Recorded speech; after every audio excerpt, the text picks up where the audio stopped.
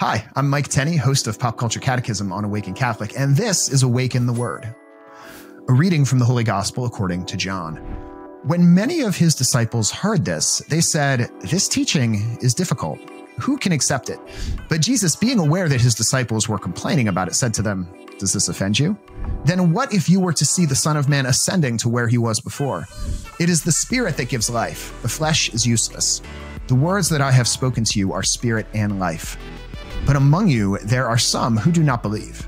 For Jesus knew from the first who were the ones that did not believe and who was the one that would betray him. And he said, "For this reason, I have told you that no one can come to me unless it is granted by the Father." Because of this, many of his disciples turned back and no longer went about with him.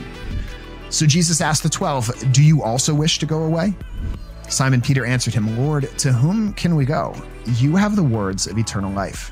We have come to believe and know that you are the Holy One of God."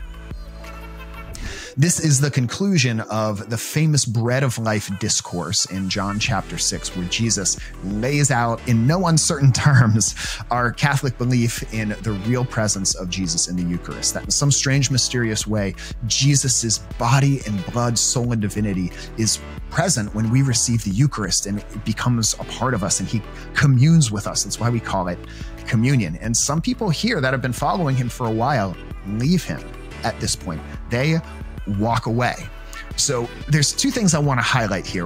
One, Jesus emphasizes the idea of faith. It tells us in the Catechism that faith is, there's two parts to it. There's a gift, God calls, and then there's a response. No one can come to the Father unless God calls him.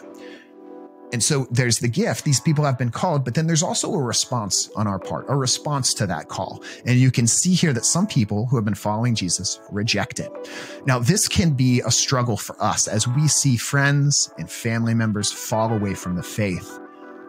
This should be encouragement to us that the same thing happened to even some of Jesus's closest followers.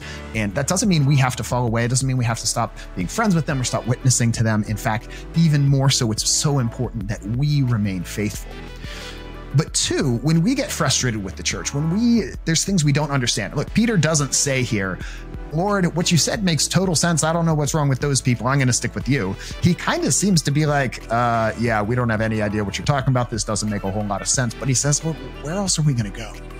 And I know for me, what I've found in the Catholic Church, I can't find anywhere else, not in any other Christian denomination, not in any secular worldview. And so I'm sticking with Jesus. I'm sticking with the church he established. I have been Mike Tenney, and this has been Awaken the Word.